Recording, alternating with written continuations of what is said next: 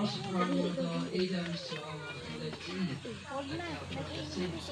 But this one, people should have to solve this problem.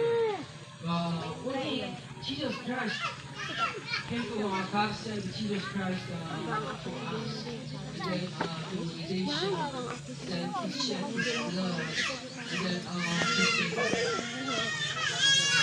Ayun po, maintindihan po natin na yung mga bunga ng kasalanan, na po, yung mga pagsuway, na po, alam po natin na ito po yung naging, kaya po tayo ganito ay dahil po sa minana po natin, no, sa ating mga ninuno sa ibang si Adam.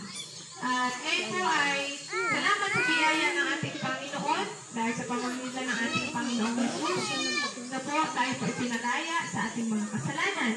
Na po, ito po ay biyaya sa ating ng ating Panginoon. Yung dugo ng ating Panginoong Jesus, no, ay para po yun sa atin upang po tayo ay magtagumpay, no, sa kasalanan, magtagumpay po tayo sa ating buhay. And then the Bible says, seek. Father, give me, give me. You can ask in the name of Jesus. Because it is the right child of God.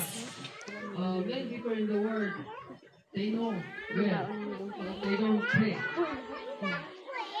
Ayun, meron po tayo mga nararamdaman na sakit, no? Kailangan po ay tawagan natin ang pangalan ng ating Panginoon. So po, at ang Panginoon ay tutugon sa ating mga panalangin. So po, kahalaga po, ipagtawag natin sa ating Diyos. So po, yung ating personal na relasyon sa ating Panginoon ay mahalaga kung paano natin siya tinitreat, kung paano natin tinatrato ang Panginoon. No, sa pamamagitan ng pakikipag-usap natin at alam natin na siya yung solusyon sa ating problema. Alam natin na ang Diyos ang magpapagaling sa atin. And then, shortly, because of the God sent you Jesus Christ. And then, if you believe this, God loves me. So, if I pray, God will answer my prayer. Yeah, that is the simple principles. But every people doesn't believe, they know, God loves me, and they say this, but they not ask until you get the answer to the prayer. Yes, ma'am. Come on.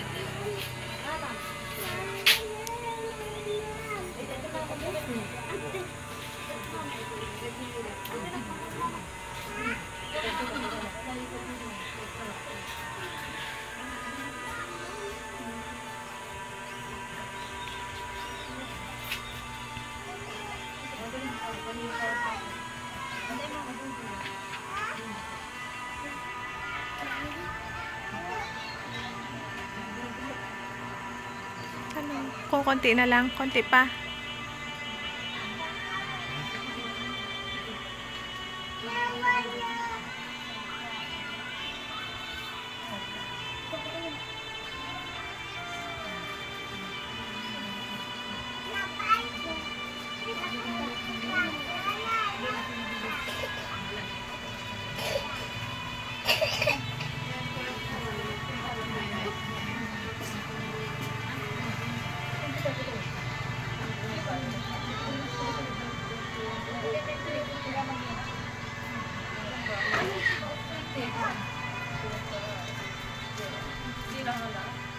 Konti pa. Masakit pa dyan. Saan masakit? Yusin.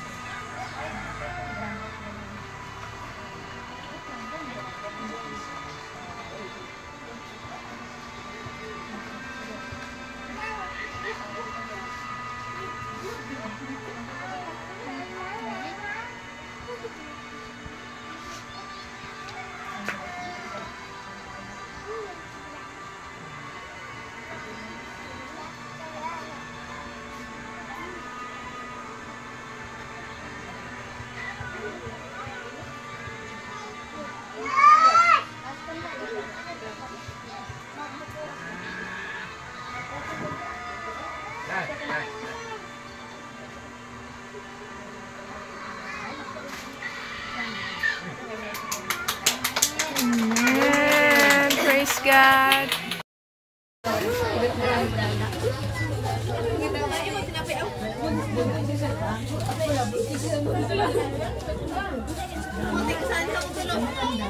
May kang imayaw.